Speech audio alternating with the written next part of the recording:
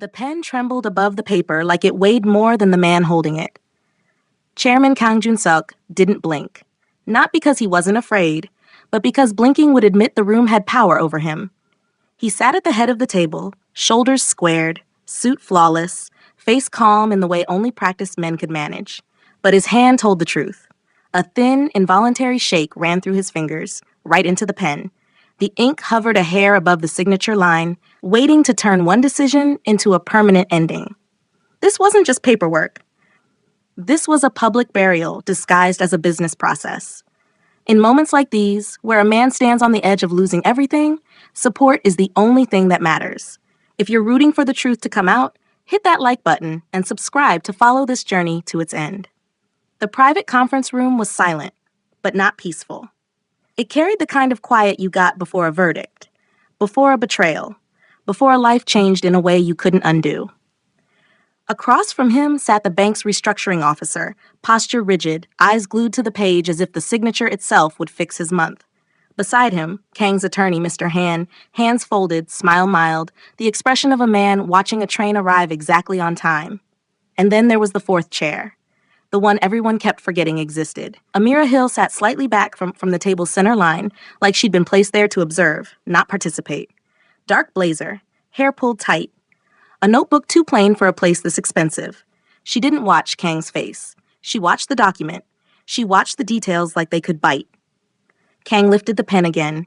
The banker's voice was soft, rehearsed. Chairman, if you sign now, we file tonight. It prevents the court from appointing a trustee without your input. Kang didn't look up. And if I don't? The banker hesitated, just long enough to reveal the truth. Then tomorrow morning, the window closes. Mr. Han leaned in, still smiling. It's the cleanest outcome, he said. Quiet. Controlled. Quiet. Controlled. Words meant to sound like mercy, but Kang heard another word underneath them. Caged. His pen lowered toward the page. Amira's eyes moved once, down to the footer, then up to the debtor line, then back to a paragraph buried deep, like someone wanted it swallowed by legal noise. Her mouth didn't open right away. She measured the moment, then she spoke, and her voice didn't ask permission. Stop. 3 heads snapped toward her like a door slammed. Mr. Han's smile didn't change. His eyes did.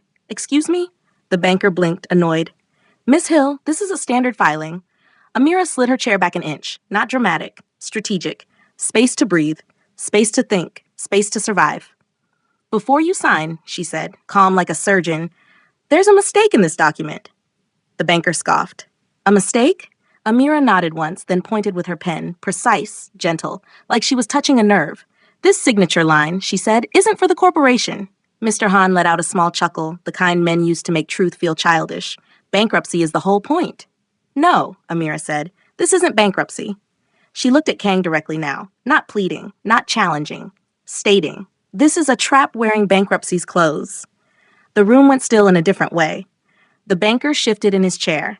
Mr. Han's hands tightened, then relaxed again, like he remembered he was being watched. Kang didn't speak, he just waited.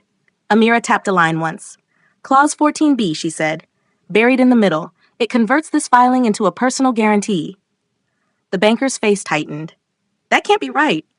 Amira flipped to the first page and pointed again. The debtor's legal name is misnamed, she said. 1 character off. Mr. Han leaned forward, voice smooth. Boilerplate. Minor clerical issue. Amira didn't flinch. Boilerplate doesn't misname the debtor. Now the air moved. The banker leaned closer, scanning like he was seeing the paper for the first time. Kang watched them both, silent, and the silence made his authority heavier than shouting ever could. Amira turned her notebook around. A quick sketch. Boxes and arrows. Simple enough to understand. Sharp enough to terrify. Corporate entity. Holding company. Clean assets. Personal assets. And 1 arrow drawn like a noose. If he signs this, Amira said, you pierce the corporate shield. You don't restructure. You seize. The banker swallowed. Seize what? Amira's pen hovered above her drawing, then landed on 1 box. The clean part, she said. The real estate, the hotel chain, the import licenses, the assets that were supposed to be insulated. Kang's eyes narrowed, not angry. Calculating. He lifted his gaze to the banker. Who benefits? He asked quietly in Korean. Amira hesitated. She understood enough to feel the temperature drop. She answered in English anyway, careful but direct. Someone who wants you broke, she said, without the mess of a war. Mr. Han's smile faded for the first time, just a hair. This is inappropriate, he said. Kang didn't look at him. He looked at Amira. How did you see that? He asked. Amira's throat tightened. The truth was personal, painfully personal, and still, she didn't soften it. My job, she said, is to find what doesn't fit. Kang leaned back. And if you're right? Amira held his gaze. Then someone in this room tried to sell you to your enemies. Silence returned, but it wasn't peaceful anymore. It was armed. Mr. Han's voice sharpened, the friendly mask thinning. Chairman, we don't have time for paranoia. The court deadline is tomorrow morning. You wanted this done.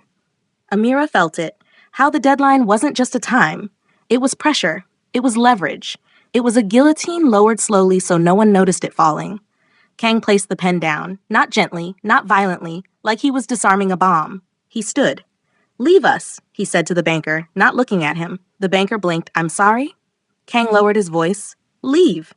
The banker gathered his folder too quickly, trying to look dignified while retreating. He nodded stiffly and walked out.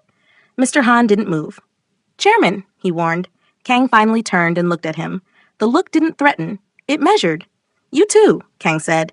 Mr. Han's jaw flexed. For a moment, he held the stare too long, testing whether Kang still had teeth. Then he smiled again, thin as paper. Of course. He stood, adjusted his suit, and left the room with a calm that didn't belong to innocent people. The door clicked shut. Silence flooded back in. Amira realized she was alone with a man whose reputation came with blood rumors and police silence. Kang walked to the window. Seoul glittered below, beautiful enough to make corruption look like luxury.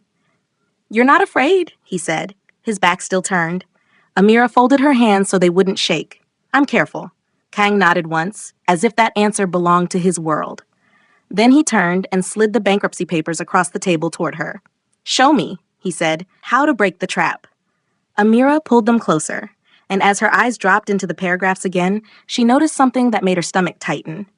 The mistake wasn't sloppy. It was elegant. A single character misnaming. A perfect clause placement. A trustee selection sentence hidden where tired eyes wouldn't look. This wasn't a clerical error. It was a signature. Amira looked up. Kang was watching her, waiting for the part she hadn't said yet. Not what the trap was. Who built it? Outside the room, footsteps passed slowly, then stopped. Amira's phone vibrated in her pocket. Unknown number. She didn't reach for it yet. Kang spoke first, soft as a warning. Now, he said, we find out who wanted me to sign. Amira pulled the papers closer. But she didn't read them the way most people read. Most people read like they're trying to understand. Amira read like she was trying to survive. Chairman Kang sat across from her, watching without blinking, as if the smallest change in her expression could confirm a truth he didn't want to say out loud. He didn't rush her. He didn't comfort her. He didn't ask the kind of questions that sounded gentle, but were actually traps. He simply waited, because powerful men didn't beg for answers. They tested them. Amira flipped back to the first page and tapped the debtor name with the tip of her pen. One character, she said quietly. That's all it takes. The bank's restructuring officer shifted, still standing too close to the door, still acting like he owned time. Miss Hill, he said, forcing politeness, minor clerical discrepancies can be corrected during filing. We have a deadline. Amira didn't look at him. She looked at Kang. Chairman, she said, this isn't a typo you fix later. This is a doorway, and once you walk through it, you don't get to walk back. Kang's jaw tightened. Show me. Amira turned her notebook toward him again. The sketch was simple, because simple was harder to argue with. Here, she said, drawing a box. The operating company, the one everyone expects to fail. Another box. Here, the holding entity, the part that owns the clean assets. Then a final box. And here, she said, tapping it once, is you. The banker scoffed, but the sound had lost its confidence. Amira drew a thin line between the operating company and the holding entity. Bankruptcy is supposed to stay inside this first box, she said. If the operating company collapses, you restructure, you sell, you cut. Painful, but contained. Then she drew a thicker line, from the holding entity to Kang's personal side. But Clause 14b doesn't keep it contained, she said. Clause 14b drags it into you. The banker's face tightened. Clause 14b is standard protection for lenders. Amira nodded once. It's standard when it's stated clearly and attached to the correct debtor. She flipped to the clause and traced the key phrase with her pen. Personal guarantee, she read, then looked up. Triggered upon filing. A beat of silence. That means the second he signs and you file, it activates, Amira said. Not later, not after a judge reviews it, immediately. Kang's eyes narrowed. So the filing becomes the trigger. Amira nodded. Exactly. Mr. Han laughed softly, like truth was an inconvenience. Chairman, he said, this is what happens when you invite outsiders into sensitive matters. They dramatize standard procedure. Amira finally turned her head toward him, calm enough to be dangerous. And this, she said, is what happens when standard procedure is used to hide intent. Mr. Han's smile stayed. Intent? You're accusing professionals of fraud? Amira lowered her voice instead of raising it. I'm accusing this document of being written for tired eyes, she said, for a man under pressure, for a room that wants speed more than accuracy. Kang's gaze flicked to Mr. Han for half a second, sharp, measuring, then returned to Amira. Continue, Kang said. Amira flipped to the footer of the page and paused. Not because she'd found a new clause, because she'd found a fingerprint. A tiny formatting mark, subtle enough to be dismissed, consistent enough to be intentional. 2 letters woven together so tightly they looked like design. E and C, interlocked. Amira didn't say the letters out loud. She copied the symbol into her notebook anyway, small and precise, like she was afraid naming it would give it power. Kang noticed the pause. What is that? Amira chose her words carefully. It's not proof, she said. It's a pattern. Mr. Han scoffed louder now.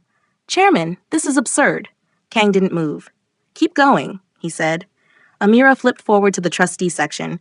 This part looks normal if you skim, she said, but it's built like a funnel. She tapped the paragraph twice. It doesn't just allow a trustee, she said. It narrows the outcome. It nudges the court toward a preferred administrator, a friendly one. The banker's voice rose slightly. That's not accurate.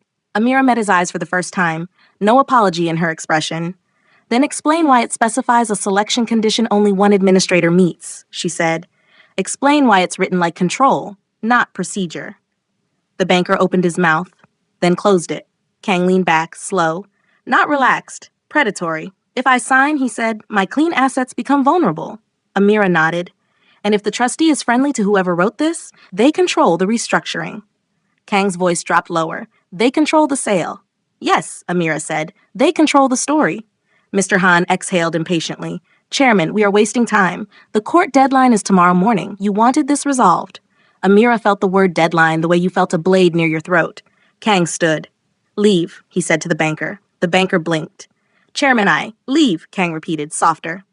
The banker gathered his folder too fast and walked out. Mr. Han stayed seated. Kang didn't sit back down.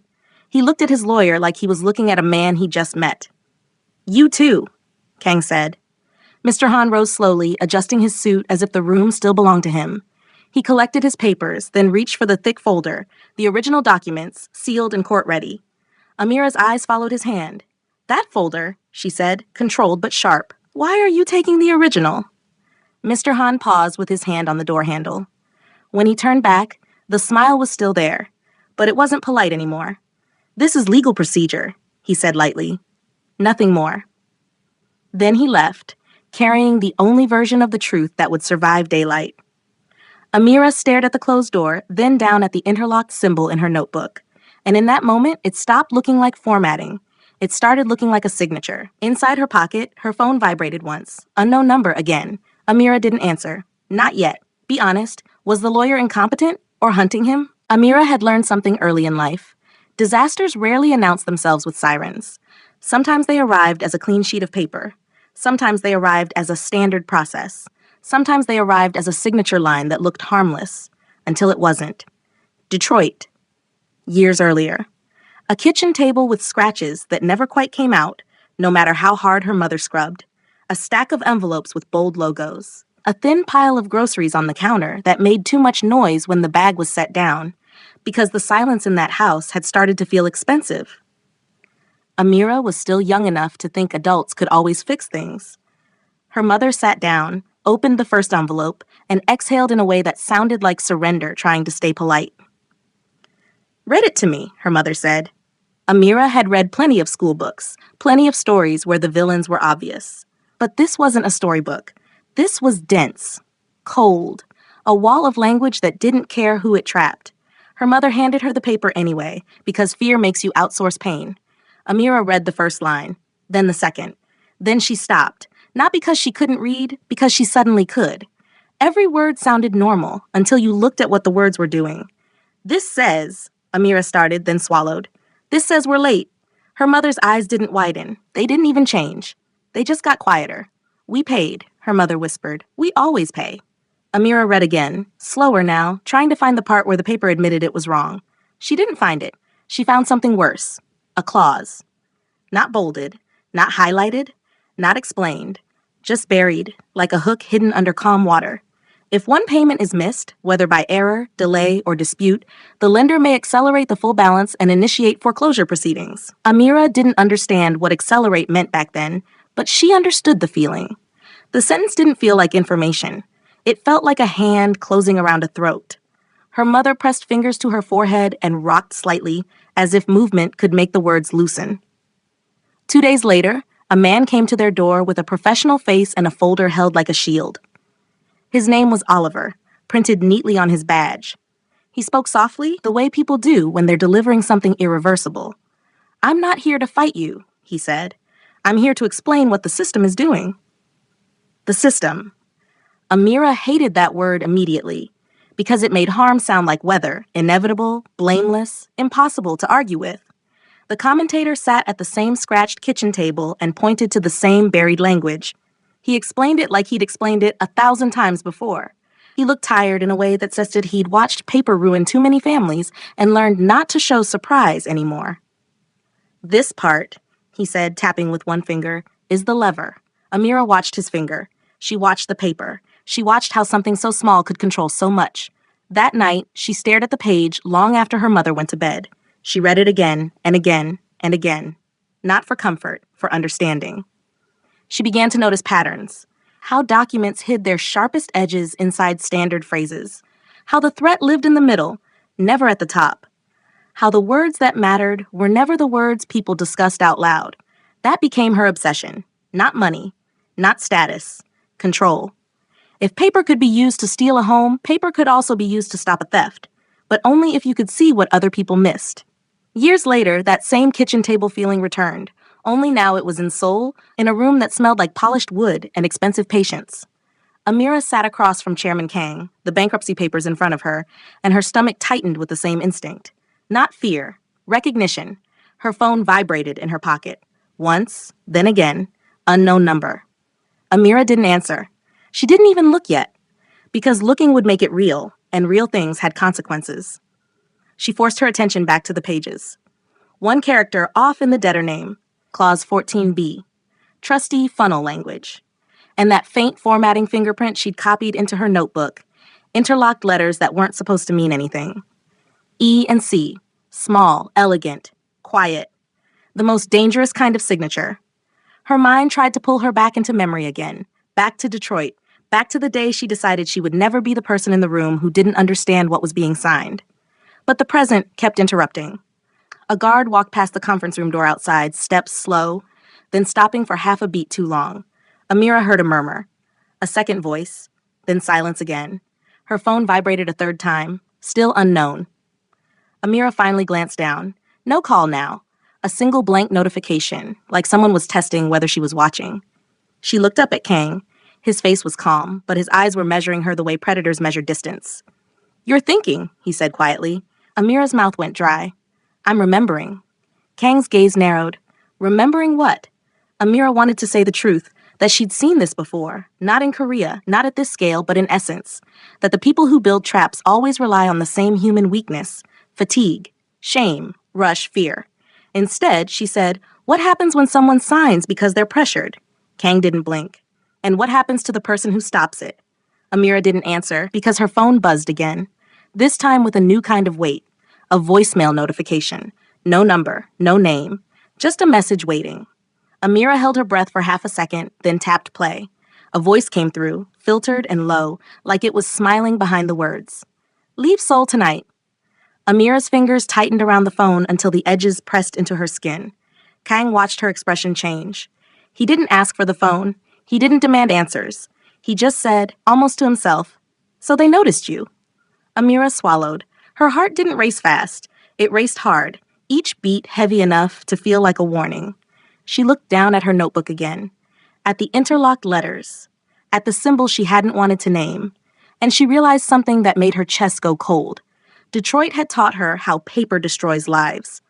Soul was about to teach her what happens when you destroy paperback. If you're still watching, don't be a ghost. Subscribe now. Would you call the number back or disappear? Chairman Kang didn't choose bankruptcy because he was weak. He chose it because he understood what happened to powerful men when they fell loudly. In his world, collapse wasn't an accounting event. It was an invitation. He had watched it happen to others. Men who woke up rich and went to sleep hunted, not by the law, but by the vacuum that money left behind.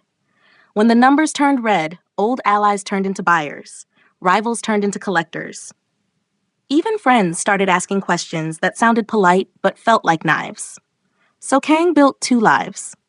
One life the city feared, and one life the city could pretend to respect. There was the side of him whispered about in back rooms, cash, threats, bodies that never became headlines. And then there was the clean side, hotels, property holdings, import licenses, board members who wore faith like a suit and shook hands like they were washing guilt off. He called that clean side his firewall. Not because it was pure, because it was controlled. And when the pressure started, when creditors circled, when the bank began sending urgent messages, when the word insolvency started showing up in rooms where people usually said growth, Kang made a decision that surprised even his own people. He would take the quiet route. He would sign. He would file. He would let the world believe he was finished, because a man who appears finished is sometimes left alive long enough to rebuild. That was the plan. Then Amira said stop, and his plan snapped in half. Now standing by the window with Soul glittering below him, Kang felt something he hadn't felt in years. Not fear of loss, fear of exposure. Because bankruptcy wasn't just a financial confession. For a man like him, it was a signal flare to every enemy who'd been waiting for blood with paperwork's permission. He kept his back to the room as he spoke, like showing his face would reveal too much. "You're not afraid," he said. Amira's voice came steady behind him. "I'm careful." Kang nodded once. Careful people survived longer than brave people. He turned and saw her hands folded on the table, fingers tucked in tightly enough to hide any tremor. Her eyes were on the document again, but her attention was wider than the page now. She wasn't just reading words, she was reading the room. Kang slid his phone out and checked it without expression. A new message sat on the screen. Signed before midnight, no greeting, no name, no threat spelled out. It didn't need to be. Amira saw his gaze shift. "They're rushing you again," she said. Kang didn't answer. He stepped closer, placed the phone down, and let her see it. Amira read the message, and something small changed in her face. An instant of recognition that disappeared as quickly as it arrived. "This isn't only the bank," she said. Kang watched her carefully. "Who else?" Amira hesitated, the way people hesitate when the truth is heavier than the room can carry. Before she could answer, a knock came at the door. Not loud. Controlled. A professional knock that tried to sound harmless. Kang didn't raise his voice. "Speak." A guard's voice came through the wood. "Chairman, there's a car outside that's been parked too long." Amira's eyes flicked up. "A tail." The guard continued. Different plates came twice. Same driver. Kang's jaw tightened. "Do not engage. Just watch." When the footsteps moved away, Kang looked at Amira again. "You told me it was a trap," he said. "Now there's a tail and an ultimatum." Amira nodded slowly. "Because the trap isn't just paper," she said. "The paper is how they make it look legal." Kang leaned forward slightly, as if the distance between them mattered now. "Tell me something, Miss Hill," he said. "Why would a woman like you risk her name for a man like me?" Amira didn't flinch at the question, but her breathing changed. Subtle, controlled. "I'm not saving you," she said. "I'm stopping a trap." Kang stared at her. That answer didn't flatter him, and that was exactly why it felt true. Before he could speak again, a different sound pulled at the room. Soft, distant, mechanical. Printers. Not one. Several. Amira's head turned slightly toward the hallway, listening. Kang moved to the door and opened it just enough to see outside. A staffer stood there, eyes wide, holding a thin stack of paper like it was burning his hands. "Chairman," the staffer said quickly, "the bank team downstairs is reprinting the packet." Amira rose from her chair. "Reprinting?" she echoed. "Why?" The staffer swallowed. "They said the court copies need to be clean." Kang's gaze hardened. "Whose order?" The staffer shook his head. "They said it came from counsel." Kang closed the door slowly, then locked it. Amira's voice dropped. "If they reprint, they can swap pages," she said. "They can correct the typo but keep the trap. Or worse, correct the trap and make you look paranoid." Kang's eyes narrowed. "Then we stop the reprint." Amira didn't nod. She didn't agree instantly. She waited. That's the problem, she said. Stopping them makes you look guilty. Kang's mouth tightened. I don't care how it looks. Amira held his gaze. You will when the city watches. Kang stepped back and sat down, slow, deliberate, like he was putting the room back under his control. Show me, he said. Show me what else doesn't fit. Amira flipped through the pages again, faster now, as if time had turned into a predator. And then she stopped, at the bottom of a page. The formatting mark again, small, elegant. The interlocked letters she hadn't named out loud yet, E and C. Amira's throat tightened. She didn't point at it immediately. Kang noticed anyway. That mark, he said. You saw it earlier. Amira nodded. Yes. And you know what it is. Amira looked up. I know what it resembles, she said carefully. Kang stared at her, waiting. Amira didn't give him a full confession. Not yet. She gave him the smallest truth that still changed the room. It resembles a firm's fingerprint, she said. The kind that buys distress, the kind that profits when men panic. Kang's voice went low. Name it. Amira held eye contact, but her voice stayed restrained. Not yet, she said. Not until I'm sure. Kang watched her for a long beat, then reached into his jacket and placed his phone on the table again. One tap and a security clip paused on screen.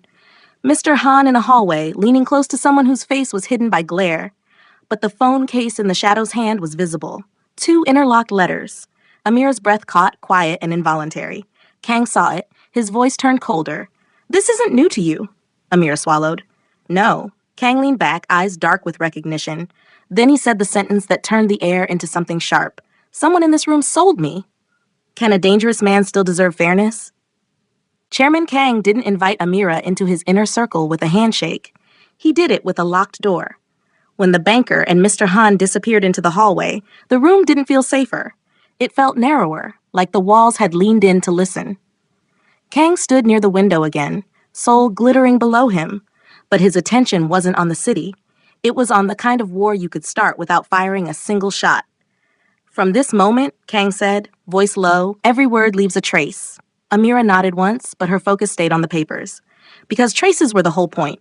Traces were what turned I think into I know. Kang's phone buzzed again. Another message. Short, clean, cruel, midnight. Amira didn't ask who sent it. The message didn't need a name. It carried its own authority, like someone was speaking through the city itself. Kang set the phone down and watched her with the patience of a man who'd survived too many rooms to waste time pretending. Tell me what you need, he said. Time, Amira answered immediately. And the original file. Kang's eyes hardened. Mr. Han took it. Amira's mouth tightened. Then we're already late. Director Sung-min stepped in without knocking. He didn't look like an assistant and didn't move like a guard. He moved like someone who knew where bodies could be hidden in buildings like this. He nodded at Kang, then glanced at Amira. So this is her, he said. Kang didn't introduce her like a guest. He introduced her like an instrument. She sees what we miss, Kang said, and now they know she sees it. Songmin's face didn't change, but his voice carried an edge. Then she becomes a liability. Amira lifted her eyes. Or leverage. Songmin studied her. Leverage breaks. Amira didn't blink. Only if you pull it wrong. Kang held up one hand, and the conversation stopped like a dog obeying a whistle. Find Mr. Han, Kang said. Songmin hesitated. Quietly? Kang's answer was simple. Silently. Songmin nodded once and left. Amira exhaled through her nose, controlled like she was keeping panic on a leash. Kang leaned closer. You don't look surprised. Amira tapped the papers. Because the trap is built for a certain kind of victim, she said. A tired man with too much pride to ask questions. Kang's lips twitched, not quite a smile. And what kind of person stops it? A person who's already lost a paper, Amira said, and refuses to lose again. A knock rattled the door. Not gentle. Urgent. Kang opened it halfway. A young staffer stood there, sweating, clutching his phone like it was a weapon he didn't know how to use. Chairman, he said, it's online. Kang didn't move. What is? The staffer turned the phone screen toward him. A headline. A leaked document. A blurred photo of the bankruptcy packet taken from above, like someone had stood over a desk and captured it as evidence. Amira stepped closer, eyes narrowing fast. The leak wasn't random. It was selective. The page shown was one that made Kang look finished, weak, cornered, a powerful figure about to sign away an empire. But the page didn't show the misnamed debtor line clearly. It didn't show Clause 14b in full. It didn't show the trustee funnel language. It was a narrative leak, not an informational one. Kang's voice turned colder. Who posted it? The staffer swallowed. A business account. Verified. Amira scanned the byline and felt something tighten in her chest. A name she recognized from financial TV clips. The Anchor. The Anchor had a voice built for authority and a face built for trust. The kind of man who could say facts while shaping them like clay. This leak is timed, Amira said, to force you back to the table. Kang didn't look at the phone anymore. He looked at her. What do they want the city to believe, he asked. That you're collapsing, Amira said, and that anyone standing near you is either corrupt or stupid. Another vibration hit Amira's pocket. This time she looked. A message. No number. No name. Just a sentence. Tell your boss to sign. You're in over your head. Kang saw her eyes drop to the screen. They're speaking to you now. Amira's voice stayed even. They're testing whether I'll panic. Kang stepped closer. Will you?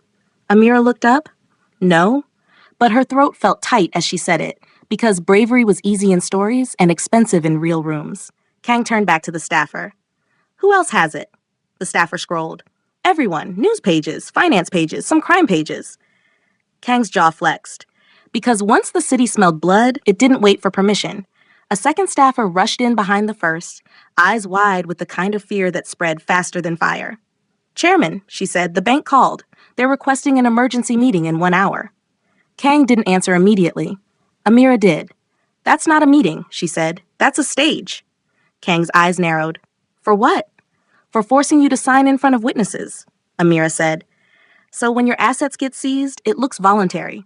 Kang walked back to the table and dragged the bankruptcy packet toward him, staring at the signature line like it was an insult. They use paper, he said softly. Now they use the crowd. Amira nodded. Because crowds create pressure. Pressure creates mistakes. Kang looked at her. And you don't make mistakes? Amira didn't pretend. I do, she said. Just not on paper. Kang's phone buzzed again, then again, then again. Messages stacking like threats that didn't need to shout. Sungmin returned, moving fast now, posture tense. I found something, he said. Kang didn't ask what. He waited. Sungmin's eyes flicked to Amira, then back to Kang. Mr. Han isn't answering calls. His access badge was used at the legal archive 30 minutes ago. Amira's stomach dropped. The archive? Sungmin nodded. He went for records. Kang's face stayed calm, but something inside it darkened. He's building a defense, Kang said. Amira shook her head slightly. No, she said. He's building a story. Kang turned to her. Explain. Amira pointed to the leak page on the staffer's phone. They leak what makes him look desperate. Then they erase what proves you were trapped. If the original file disappears, all you have is suspicion, and suspicion loses in clean rooms. Songmin's voice was blunt. So we take him. Amira held up a hand. If you take him, they win, she said. Because then the story becomes, Kang intimidates counsel after bankruptcy leak. The public will believe that faster than they'll believe Clause 14b. Kang stared at her. Then what? Amira's heart beat heavier, not faster. Heavy like responsibility. We let them think you'll still sign, she said, but we control the moment. Sungmin frowned. That's gambling. Amira's eyes didn't leave Kang. It's bait. Kang's gaze sharpened, interest cutting through anger. And what do we catch? Amira tapped the page with the faint formatting fingerprint she'd copied earlier. The hand behind the trap, she said, not just the man carrying it. Kang leaned back slightly. You're asking me to trust you. Amira held his stare. I'm asking you to trust the paper, she said, because the paper is the only thing that doesn't lie unless someone edits it. Sungmin stepped closer. And if she's wrong? Kang didn't answer Sungmin. He asked Amira instead. If you're wrong, what happens to you? Amira didn't hesitate. I become the excuse, she said. A quiet beat passed. Then Amira turned her face slightly toward the invisible audience, voice narrowing into something personal. If telling the truth makes you a target, do you still speak?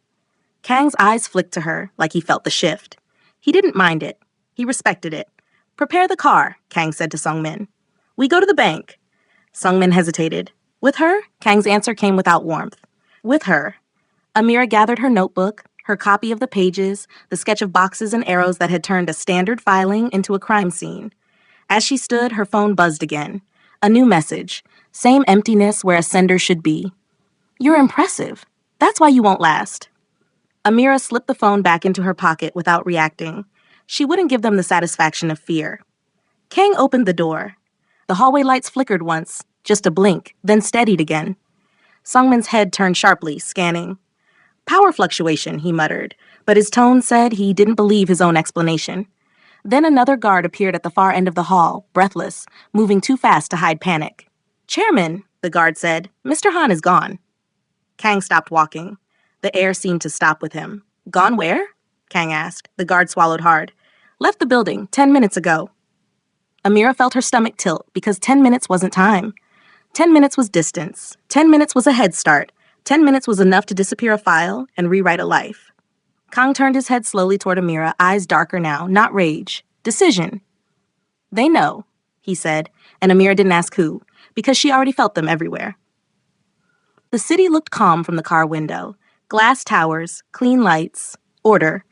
But Amira had learned, long before Seoul, that the cleanest-looking systems were often the ones that hid the sharpest teeth. Chairman Kang sat beside her in the back seat, silent, posture relaxed enough to look casual, until you noticed his eyes. His eyes weren't resting anywhere. They were scanning everything. The driver didn't speak. The security chief in front, Director Song-min, didn't speak either. That silence had a purpose. It forced Amira to hear her own thoughts, and her thoughts kept circling the same thing, that interlocked mark, the little formatting fingerprint in the footer. E and C, elegant enough to be nothing, consistent enough to be someone's signature. Kang broke the silence first. You recognized it, he said, not asking. Amira didn't pretend. I recognize the style, she answered. Kang's jaw tightened slightly. Style of what? Amira looked down at her notebook. Her sketch was there. Boxes, arrows, the corporate chain that turned bankruptcy into personal ruin. But on the corner of the page was the small thing her hand had drawn without permission. The interlocked EC. A hunting method, she said. Not a mistake. Kang didn't blink. Name it. Amira's throat tightened. Naming things made them real. And real things came with consequences. But the moment for hiding had already passed the second Mr. Han walked away with the original file. So Amira exhaled once, controlled. Evelyn Carter? She said. The name didn't sound dangerous. That was the point. Kang repeated it slowly, tasting it like a new threat. Who is she? Amira's eyes went distant for a second. Not dreamy, not nostalgic, haunted. She's the kind of person who never touches the knife, Amira said. She just hires the hands. Sung-min glanced at them through the rearview mirror, his face hardening as if he'd expected the answer to be worse. Kang stayed calm. Too calm. And you know her how? He asked. Amira hesitated. Then she told the truth in pieces, the way you tell the truth when you're not sure it will keep you alive. Before I did forensic reviews, she said, I was an intern, a nobody.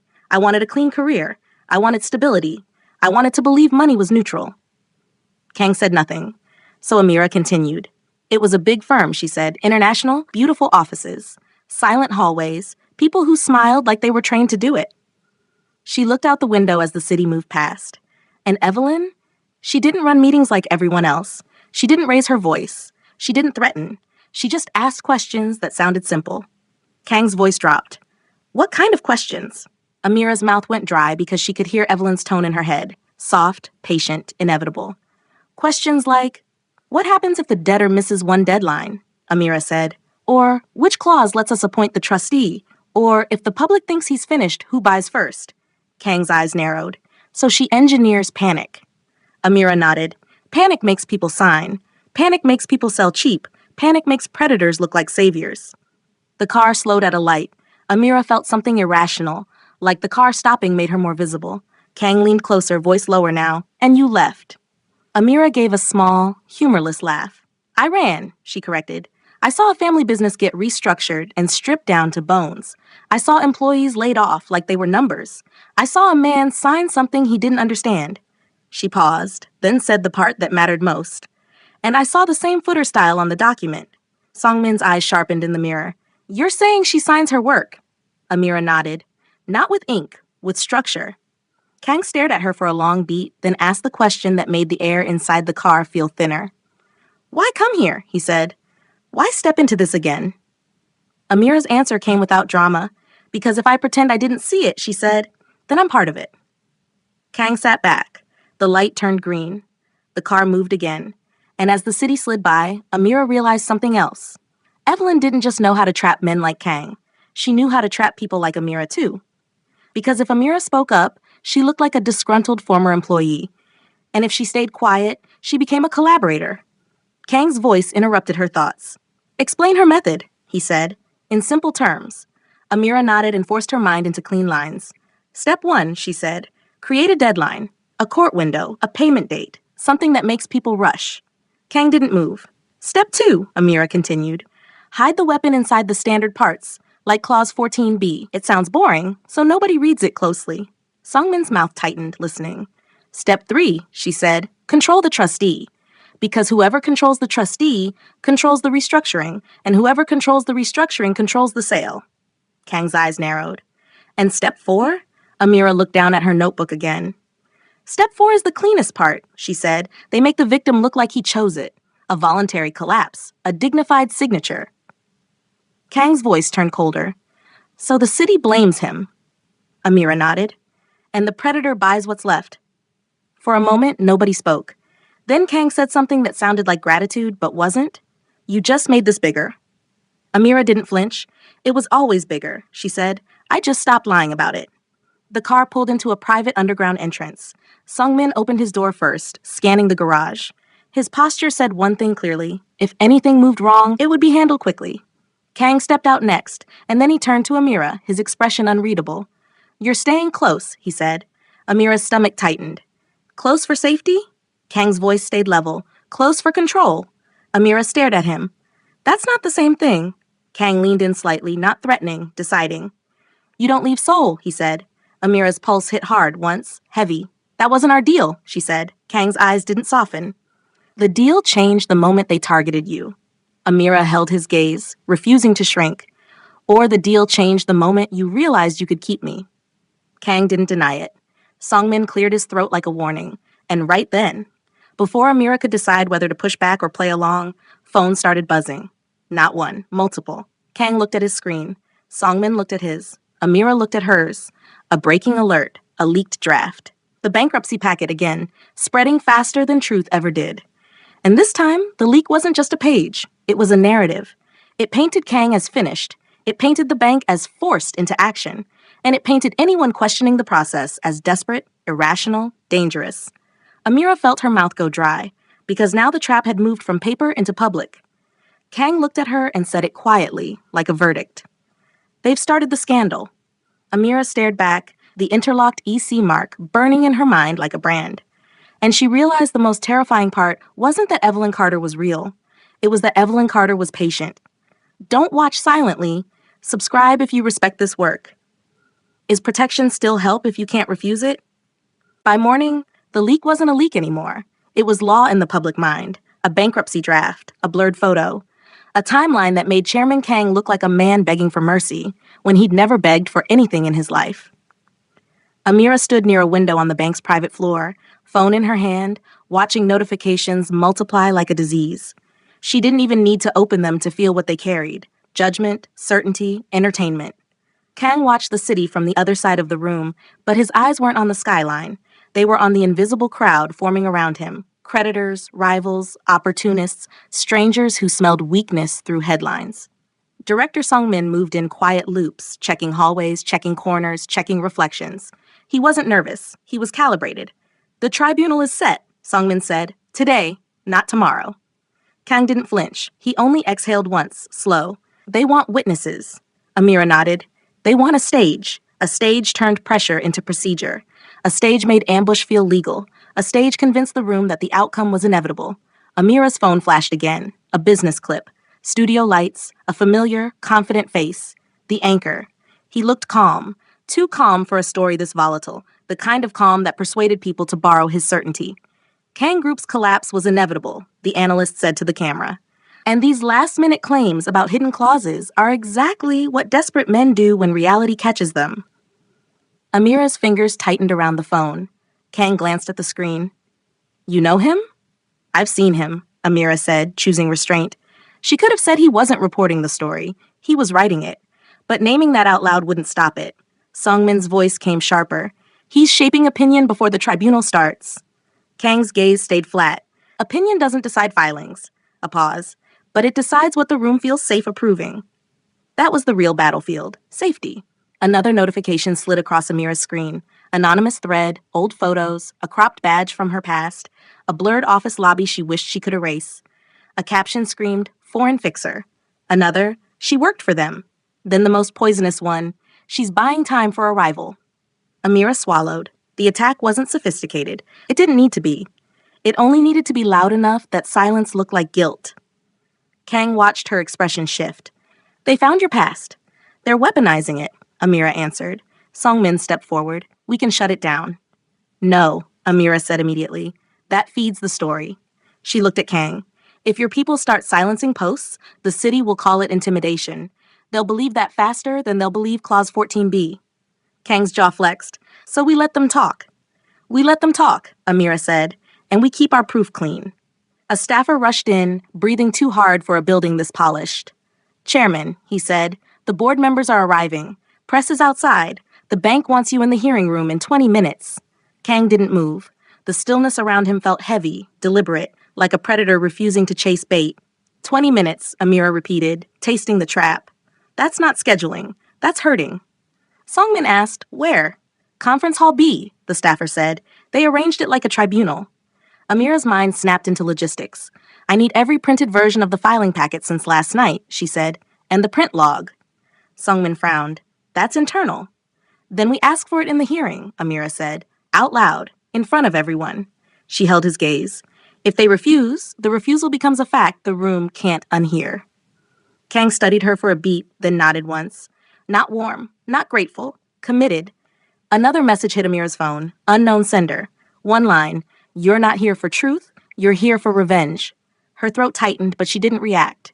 Replying would confirm she was rattled. Silence was the only control she had left. Kang spoke softly. They're trying to isolate you. Then I stand where isolation can't breathe, Amira said. In the room. They moved. The hallway looked normal, too normal. Employees with tablets, security standing still. Smiles that arrived late, like rehearsed lines. And yet Amira felt eyes tracking her. Not curious. Counting. As they got closer to Conference Hall B, the building grew louder without raising its voice. Murmurs behind doors. Footsteps that paused too long. Phones that stopped buzzing the moment Kang passed. At the entrance, 2 bank representatives waited with professional faces and polished posture. One stepped forward first, a woman with a crisp suit and a controlled gaze that made panic feel unreasonable. Her name tag read, Miles Hudson. Chairman Kang, the bank representative said smoothly, as if nothing extraordinary was happening. We appreciate your cooperation. Her eyes slid to Amira and back. We'll begin promptly. Promptly is important, Amira said, when the story is already written. The panel lead's smile didn't crack, but it tightened at the edges. Miss Hill, there's a lot of misinformation circulating. She tilted her head slightly. We hope your presence won't add to it. Amira nodded once. Then let's welcome documents, logs, and version histories. A small pause. Those don't get emotional. The bank official's eyes flickered, just a fraction. A human reaction she couldn't fully hide. Amira felt a brief release in her chest. Because flickers meant pressure, and pressure meant mistakes. Inside the hearing room, the layout wasn't neutral. Kang's chair was placed slightly apart, a subtle separation that whispered, outsider, problem, risk. The bank's panel sat together, unified and calm. A court observer sat to the side like a stamp waiting to be used. And at the back, people with notepads waited like vultures that could write. Kang sat like a man refusing to be positioned. Amira chose a seat where she could see faces.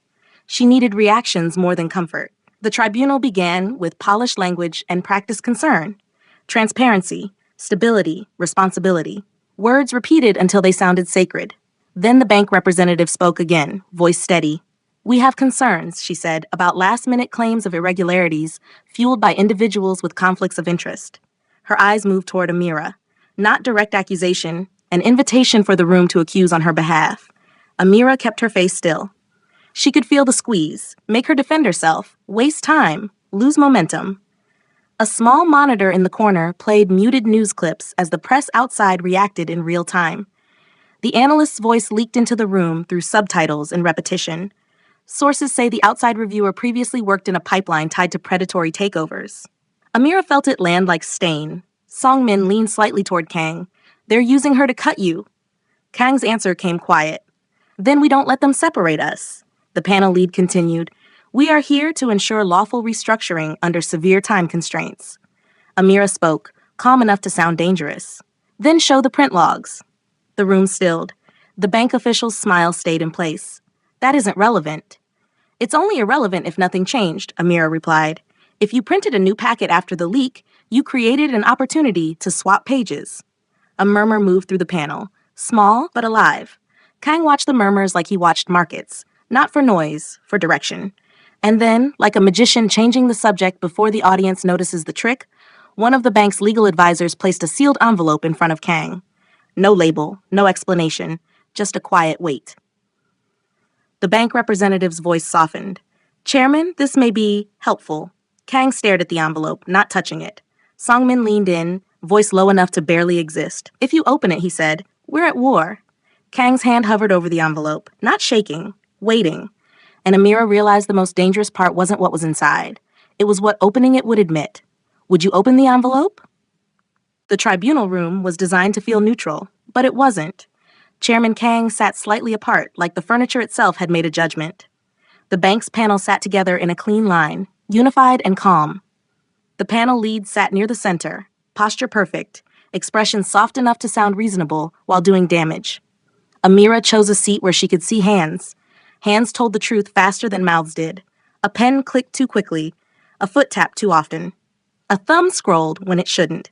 A throat swallowed hard right before the words standard procedure. The bank official opened with a voice built for records. We are here to finalize a lawful restructuring under severe time constraints, she said.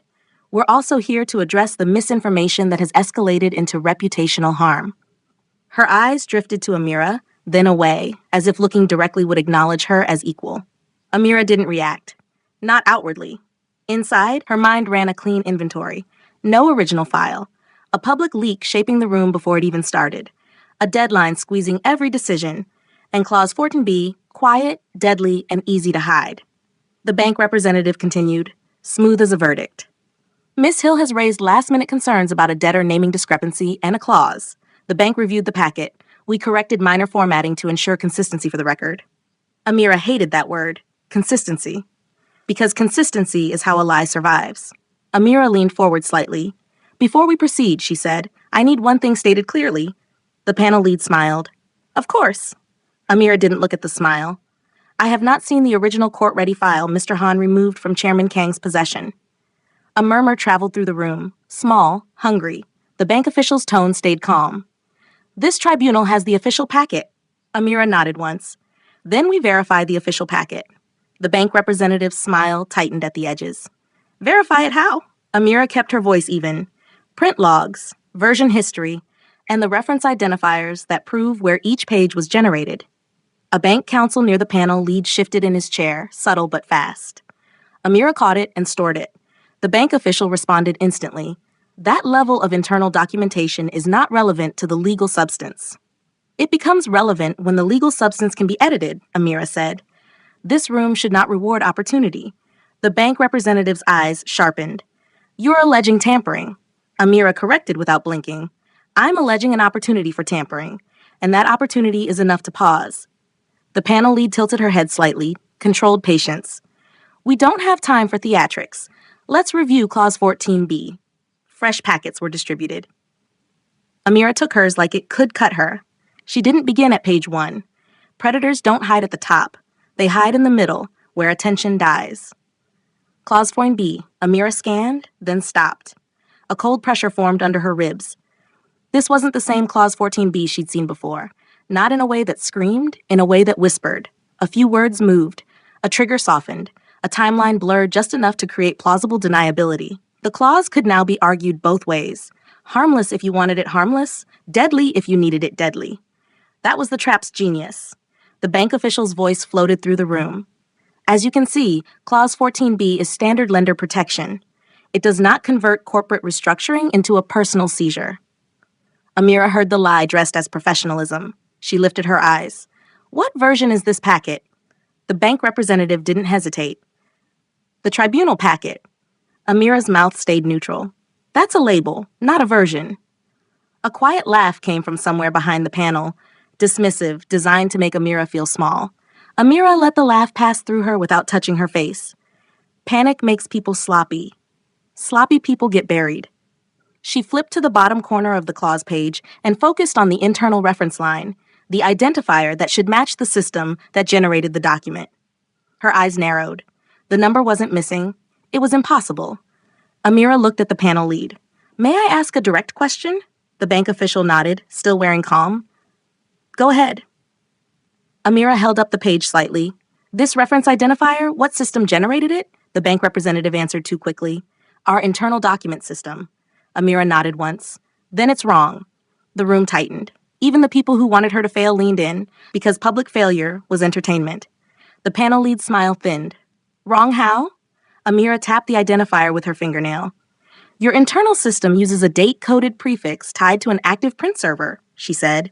This prefix doesn't exist in an active registry. The bank official's eyes flickered, a fraction of a second. But the room felt it, even if it didn't know why. The bank representative tried to turn it into character assassination. How would you know our internal structure? Amira didn't over-explain. I don't need your internal structure, she said. I need your technician. The panel lead exhaled slowly. This isn't a technical hearing.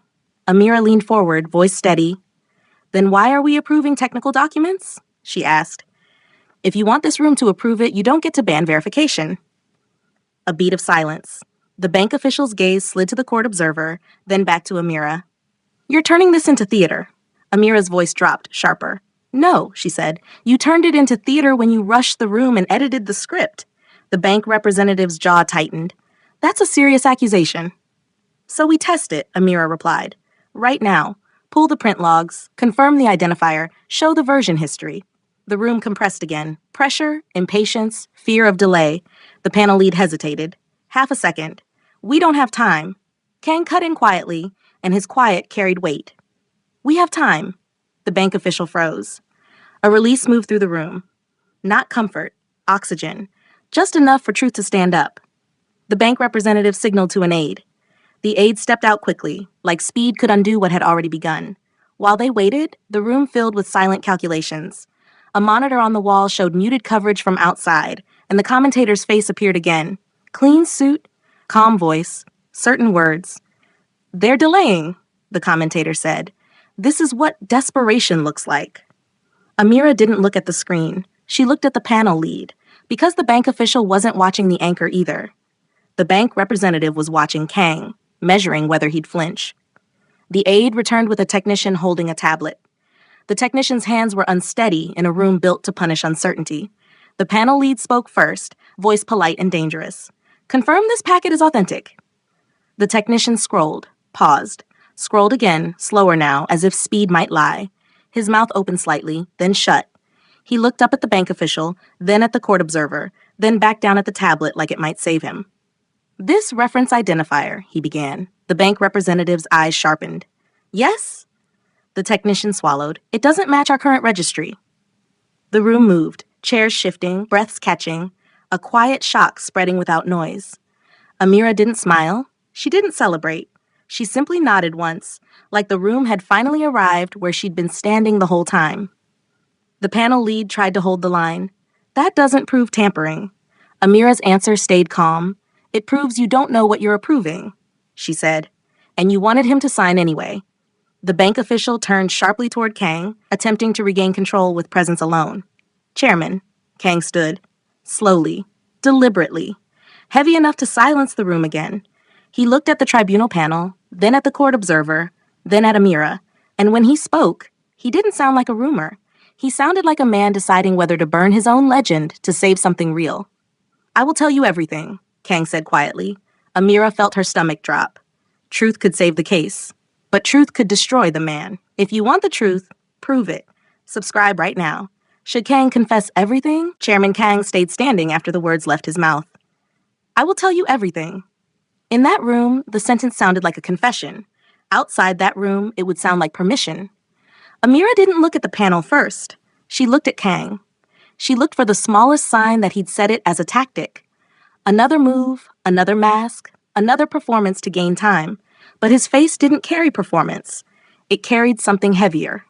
Decision. The bank representatives shifted. The court observer straightened. People who'd been certain 10 minutes ago suddenly looked like they were calculating new outcomes.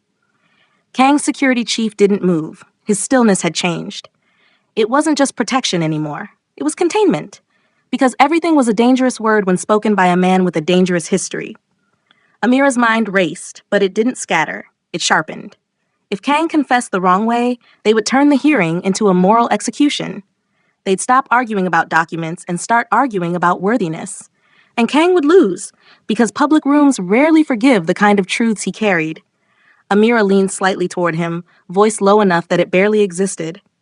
"Not like this," she said. Kang didn't turn his head. "Like what?" "Like a sacrifice," Amira replied. "They want you to bleed in public so they can call it justice." A quiet beat passed. Kang's eyes flicked toward her. It wasn't gratitude. It wasn't softness. It was recognition, like he understood exactly what she meant because he'd done similar things to other men in other rooms. Then Kang addressed the tribunal, calm and controlled. "I will cooperate," he said, "but not for theater." A few people on the panel looked offended, as if theater was an insult. It was. Kang continued, "You asked for a lawful process. Then we follow one. Version logs, print records, full chain of custody. No shortcuts." Amira watched the room tighten again. Because truth wasn't just morally heavy. Truth was operationally expensive. And expensive truth was exactly what predators tried to avoid. The court observer asked a question with a careful tone. "Chairman Kang, are you offering full disclosure of your financial structure?" Kang's jaw flexed once. "I'm offering disclosure of the parts that matter to this case, the parts that prove intent." Amira felt the pivot happening. She could almost hear it. The story was shifting. Before, the problem was money. Now, the problem was character. The tribunal recessed briefly to review procedural options, which was a polite way of saying the room needed to breathe and decide how much truth it could tolerate. Kang and Amira were guided into a smaller side room, still inside the bank floor, still under cameras, still surrounded by men trained not to look nervous. The door closed, and for the first time all day, the silence felt private. Kang loosened his tie slightly, not because he was uncomfortable, because he was human, and even predators got tired. Amira remained standing.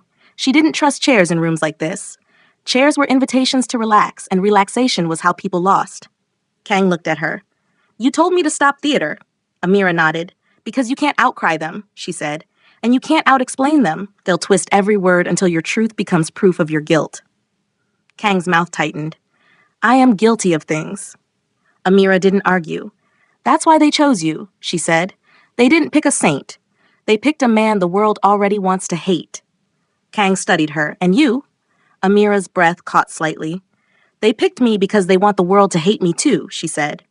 "Or at least doubt me enough to ignore me." Kang leaned back against the table, thoughtful. "Then what do we do?" he asked. Amira's voice stayed calm, but the calm had steel under it. "We do the one thing they can't survive," she said. "We keep it boring." Kang's eyes narrowed. "Boring." "Logs," Amira said. "Identifiers, print histories, version timelines. No speeches until the paper is pinned down." Kang looked almost amused, an expression that didn't often visit his face. "You want to beat wolves with paperwork." Amira held his gaze. "That's what they used to build the trap. We use it to collapse it." A knock came at the door. One of Kang's people stepped in, eyes alert, voice low. "Chairman," he said, "there's an offer." Kang didn't move. "From who?" The man hesitated, then answered carefully. "Through the bank, through intermediaries, a settlement." Amira felt the temperature drop in her body. Kang's voice turned quiet. "Say it." The man placed a thin folder on the table. "If you sign a revised agreement and stop challenging the packet, the buyer guarantees a soft landing." Amira reached for the folder, but Kang's hand landed on it first. Not possessive. Protective. "Read," Kang said to her. Amira opened it and scanned fast. The offer wasn't framed like a bribe. It was framed like mercy, a cash infusion, a consulting payment, a private arrangement that preserved reputation, a commitment to avoid further public escalation.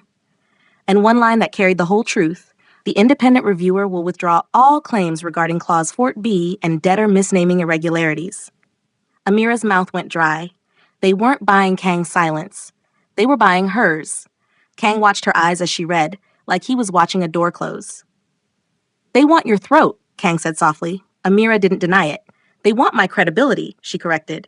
"If I withdraw, the trap becomes resolved, and they can still take everything." The man in the room added quietly, "It's a lot of money." Amira looked up. "That's why it's poison," she said. Kang stared at the settlement again. "Why would they offer this now?" Amira answered without hesitation. "Because the tribunal hesitated," she said. "Because the technician cracked their consistency. because they know the room is no longer fully obedient. Kang's security chief stepped forward, voice rough. We can take the money and regroup. Amira turned to him. And then what? She asked. You'll regroup inside a cage you paid for. The chief's jaw tightened. Money buys time. It buys time for them, Amira said, because once I withdraw, they'll rewrite the entire story. They'll say the concerns were false. They'll say I was unstable. They'll say the paper was clean all along. The room fell quiet again. Kang studied Amira for a long moment, then asked the question that mattered. If you refuse, he said, what happens to you? Amira's voice lowered. Then I become a problem they can't solve with a contract, she said. Kang nodded slowly. And if you accept? Amira didn't blink. Then I become the kind of person I hated, she said. Kang's eyes held hers. Then he said something that surprised even Amira, because it wasn't strategy. It was respect. Refuse it, Kang said. A beat. Amira didn't move. That's easy for you to say, she replied. You can survive hate. I can't survive being erased.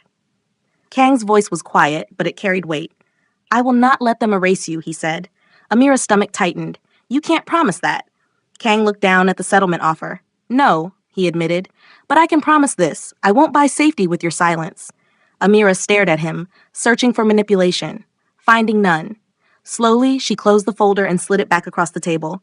Tell them no, she said. Kang's man hesitated. Chairman, are you sure? Kang's answer came without heat. Yes. When the man left, Amira exhaled. It wasn't relief. It was acceptance. Kang leaned forward slightly. Now we shift the deal, he said. Amira frowned. What deal? Kang's eyes darkened. The deal itself, he said. I've spent years buying exits. Today I stop.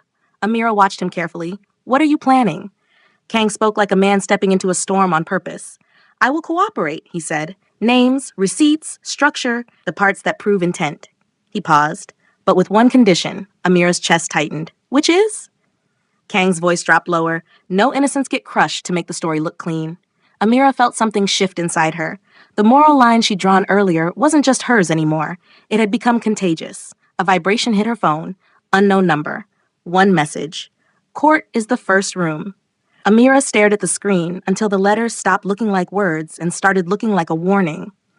Kang noticed her face. What is it? Amira swallowed. They're not done, she said.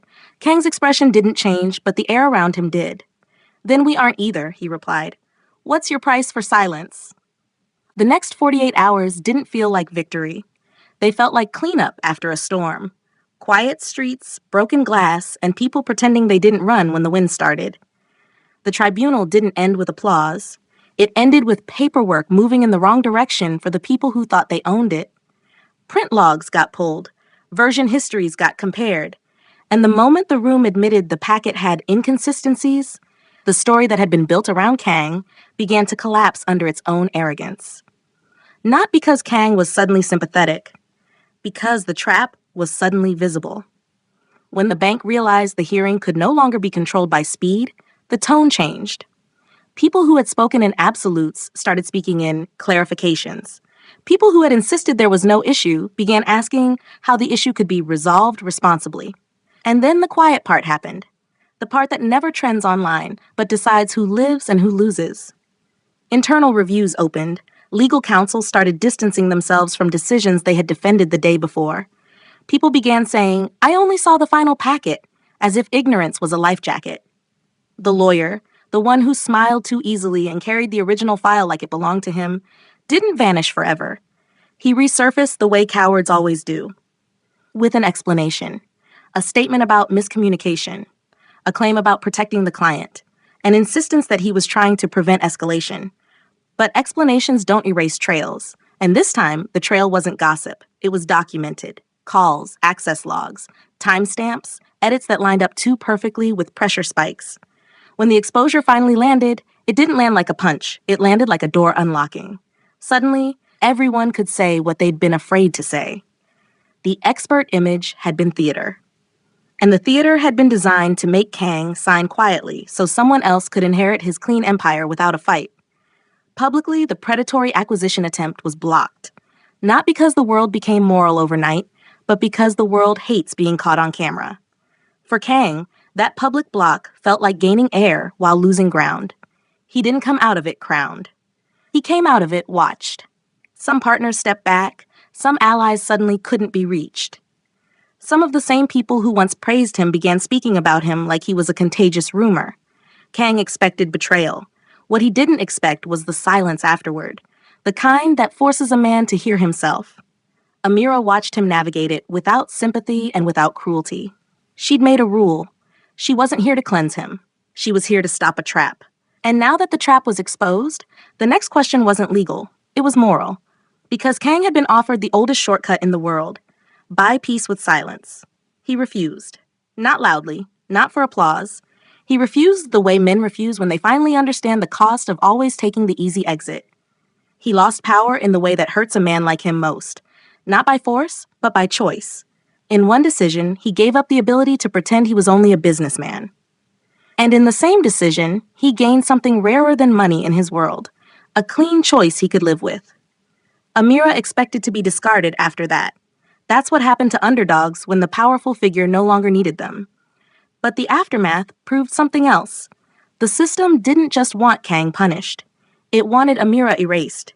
She saw it in the quiet emails that stopped arriving, in the polite invitations that were suddenly full, in the way doors didn't slam, they simply didn't open. So Amira did the opposite of what they expected. She didn't beg to be let back into rooms. She built her own. It started small. A clean process, written down. A checklist for detecting traps like Clause 14b before they became headlines. A template for comparing print logs and version histories so consistency couldn't be faked again.